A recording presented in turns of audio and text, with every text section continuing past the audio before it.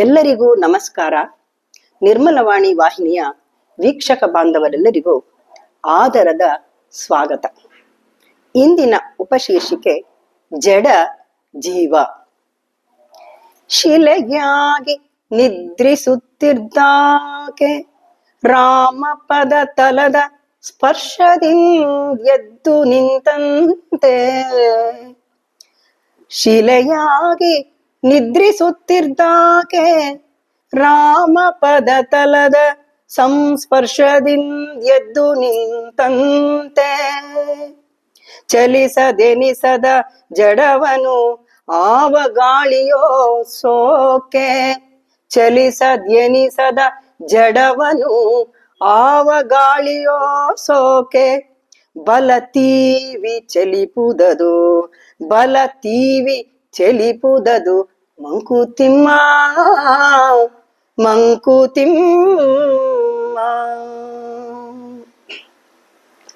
ಶಿಲೆಯಾಗಿ ನಿದ್ರಿಸುತ್ತಿದ್ದಾಕೆ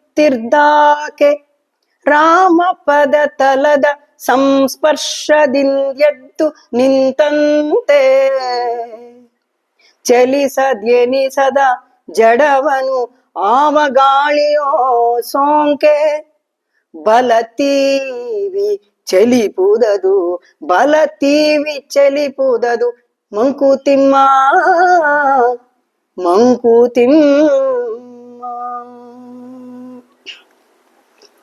ಗೌತಮರ ಶಾಪಕ್ಕೆ ಗುರಿಯಾದ ಅಹಲ್ಯೆ ಸಾವಿರಾರು ವರ್ಷಗಳ ಕಾಲ ಶಿಲೆಯಾಗಿ ಬಿದ್ದಿದ್ದಳು. ಶಿಲೆಯಲ್ಲಿ ಅಡಗಿದ್ದ ಚೈತನ್ಯ ಜಡವಾಗಿತ್ತು. ಶ್ರೀರಾಮನು ಆ ಹಾದಿಯಲ್ಲಿ ಹೆಜ್ಜೆ ಹಾಕುತ್ತಾ ಶಿಲೆಯ ಮೇಲೆ ತನ್ನ ಪಾದವನ್ನು ಊರಿದ ಕ್ಷಣದಲ್ಲಿ ಅಹಲ್ಯೆಯ ಚೈತನ್ಯ ಪುಟಿದೆದ್ದು ಶಿಲೆಯಾಗಿದ್ದ ಅಹಲ್ಯೆ ತನ್ನ ಹಿಂದಿನ ಅಪೂರ್ವ ಲಾವಣ್ಯವನ್ನು ಪಡೆದ ವಿಷಯ ಸರ್ವವಿದಿತ. ಹೀಗೆ ಇದೊಂದು ಜಡ, ಇದಕ್ಕೆ ಚಲನೆ ಇಲ್ಲ ಎಂದು ಯಾವ ಜಡ ವಸ್ತುವನ್ನು ಅಲ್ಲೆಗೆಳೆಯುವಂತೆ ಇಲ್ಲ. ಯಾವ ಜಡವಸ್ತುವಿನಲ್ಲಿ ಎಂತಹ ಅಗಾಧ ಶಕ್ತಿ ಅಡಗಿದೆಯೋ ಅದು ಅರಿಯಬೇಕಾದರೆ, ಅದು ನಮ್ಮ ಅರಿವಿಗೆ ಬರಬೇಕಾದರೆ ಪ್ರಬಲವಾದ ಗಾಳಿ, ಅದ್ಭುತವಾದ ಶಕ್ತಿ ಅದನ್ನ ಜಾಗೃತಗೊಳಿಸಿ ಚಲಿಸುವಂತೆ ಮಾಡಬೇಕು. ಅದು ಮಾಡಬಲ್ಲದು. ಅಂತಹ ಒಂದು ಅದ್ಭುತ ಶಕ್ತಿ ಎಲ್ಲ ಕಡೆಯಲ್ಲೂ ಆವೃತ್ತವಾಗಿದೆ, ಸರ್ವವ್ಯಾಪ್ತವಾಗಿದೆ ಎಂಬ ಭಾವ. ಹಿಮಗಿರಿಯ ಕಂಡಂಗೆ ಕ್ರಿಮಿಯ ಹಿರಿಮೆಯದೇನು. ಹಿಮಗಿರಿಯ ಕಂಡಂಗೆ ಕ್ರಿಮಿಯ ಹಿರಿಮೆಯದೇನು. ಕ್ರಿಮಿಗೆ ಹಸಿವುಂಟಿನಿತು ಬೆದಕಾಟ ಉಂಟು. ಕ್ರಿಮಿಗೆ ಹಸಿವುಂಟಿನಿತು ಬೆದಕಾಟ ಉಂಟು. ಅಮಿತ ಸಂತತಿಯುಂಟು ಹಿಮಗಿರಿಯ ಸಮಯುಗದ ಕ್ರಿಮಿ ಪಂಕ್ತಿ ಕಿರಿದಹುದೇ ಮಂಕುತಿಮ್ಮ ಮಂಕುತಿಮ್ಮ. ಹಿಮಗಿರಿಯ ಕಂಡಂಗೆ ಕ್ರಿಮಿಯ ಹಿರಿಮೆಯದೇನು. ಕ್ರಿಮಿಗೆ ಹಸಿವುಂಟೆನಿತು ಬೆದಕಾಟ ಉಂಟು. ಅಮಿತ ಸಂತತಿಯುಂಟು ಹಿಮಗಿರಿಯ ಸಮಯುಗದ ಕ್ರಿಮಿ ಪಂಕ್ತಿ ಕಿರಿದಹುದೇ ಮಂಕುತಿಮ್ಮ ಮಂಕುತಿಮ್ಮ. ಹಿಮಗಿರಿಯ ಸೊಬಗನ್ನು, ಅದರ ಅನುಪಮ ಗಾತ್ರವನ್ನು ಕಂಡವನು ಸಣ್ಣ ಕ್ರಿಮಿಯನ್ನು ನೋಡಿ ಇದೇನು ಹೊಸಕಿ ಹಾಕಿದರೆ ಸಾಯುವ ಸಣ್ಣ ಹುಳು ಎಂದು ಭಾವಿಸುತ್ತಾನೆ. ಆದರೆ ಕ್ರಿಮಿಗೆ ಹಸಿವು, ಬದುಕಿನ ಬವಣೆ, ಅಮಿತವಾದ ಸಂತಾನ ಎಲ್ಲವೂ ಉಂಟು. ಸಣ್ಣ ಕ್ರಿಮಿಯಲ್ಲಿ ಅಗಾಧ ಕ್ರಿಯೆಗಳನ್ನು ನಡೆಸುವ ಚೈತನ್ಯ ಅಡಕವಾಗಿದೆ. ಹಿಮಗಿರಿಯ ಕಾಲದಿಂದಲೂ ಬಂದಿರುವ ಈ ಕ್ರಿಮಿಗಳ ವಂಶಾವಳಿಯನ್ನು ಕಿರಿದು ಎಂದು ಅಲಕ್ಷಿಸಲಾಗದು, ಅಲಕ್ಷಿಸಬಾರದು. ಪರಬ್ರಹ್ಮನ ಸೃಷ್ಟಿಯಲ್ಲಿ ಹಿಮಗಿರಿಗೆ ಅದರದೇ ಆದ ಸ್ಥಾನಮಾನವಿದ್ದರೆ ಕ್ರಿಮಿಕೀಟಗಳಿಗೂ ತನ್ನದೇ ಆದ ಶಕ್ತಿ ಸಾಮರ್ಥ್ಯಗಳು ಇರುತ್ತವೆ. ಹಿರಿದು ಕಿರಿದು ಎಂಬ ಭೇದ ಸಲ್ಲದು.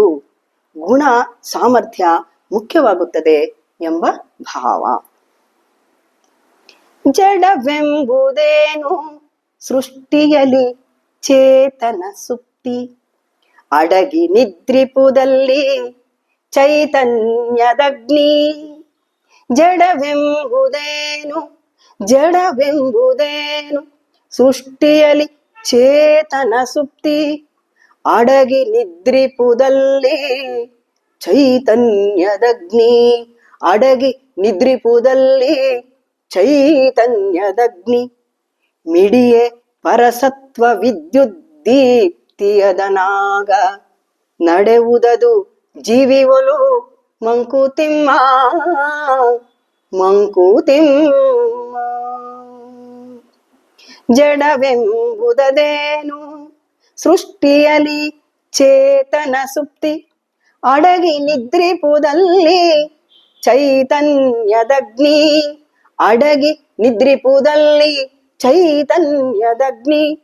ಮಿಡಿಯೆ ಪರಸತ್ವ ವಿದ್ಯುತ್ ದೀಪ್ತಿ, ಮಿಡಿಯೆ ಪರಸತ್ವ ವಿದ್ಯುತ್ ದೀಪ್ತಿಯದನಾಗ, ನಡೆವುದದು ಜೀವಿವೊಲು ನಡೆವುದದು ಜೀವಿವೊಲು ಮಂಕುತಿಮ್ಮ ಮಂಕುತಿಮ್ಮ.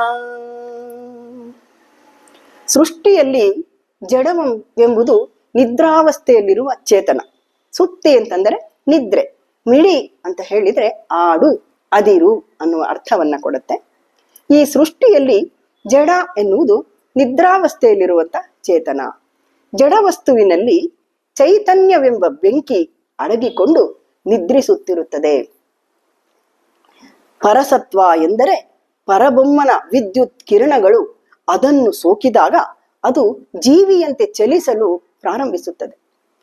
ಮಹಾಮಹಿಮರಾದ ಶ್ರೀ ರಾಘವೇಂದ್ರ ಗುರುವರಿಯರು ಮೂಲ ರಾಮದೇವರ ಮಂತ್ರವನ್ನು ಸ್ಮರಿಸುತ್ತಾ ಮಂತ್ರ ಪುರಸ್ಕರವಾದ ತೀರ್ಥವನ್ನು ಪ್ರೋಕ್ಷಣೆ ಮಾಡಿ ಒನಕೆಯನ್ನು ಚಿಗುರಿಸಿದ ಅದ್ಭುತ ಘಟನೆಯೇ ದೃಷ್ಟಾಂತವಾಗಿದೆ.